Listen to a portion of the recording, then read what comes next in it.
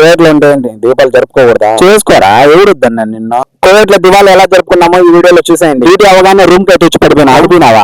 ఎవరా జ్వరం వచ్చిండదా? నువ్వు ఆగు పుష్ప, నీకు ఏం తెలుసు? దీపావళి పండుగ కదా, మళ్ళీ స్నానం చేసి ఫ్రెష్ అప్ అయిపోయా. మంచి అలవాటు ఉందంటారు నీకు. టపాసాలు కొందామని బకాలకైతే వెళ్ళిపోయినా, అక్కడ చూస్తే మట్టి పెంకులు రబ్బర్ పువ్వులు తప్ప ఏం లేవు. ఆటు బాంబులు కావాలా ఏంట్రా? ఇంకా దీపావళి కదా, ఏదో ఒకటి అయితే తీసుకోమా వాళ్ళు అన్ని వెతికాను. ఇంకా ఏదో ఒకటి లేని సూరత్లు అయితే దొరికాయి. ఇండియాలో ఉన్నప్పుడు చెడ్డి కాలిపోయేలా కాల్చేవాడిని టపాసులు.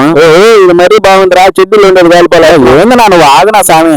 మొత్తానికి సూరత్లు అయితే దొరికినాయి, తీసుకొని అయితే వెళ్ళిపోతున్నా. కువైట్ లో మాకుండే చిన్న గుడి, మా పెద్దమ్మ భక్తి ఎక్కువ పూజలు చేస్తూనే ఉంటది. ఇంకా మా అమ్మ అయితే ఇంటి ముందర దీపాలు వెలిగిస్తుంది.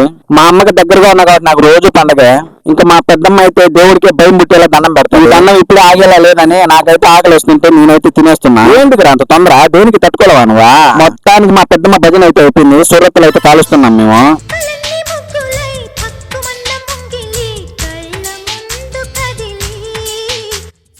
ఇంతలోనే మా నాన్న కూడా వచ్చి ఆడైపోయాడు.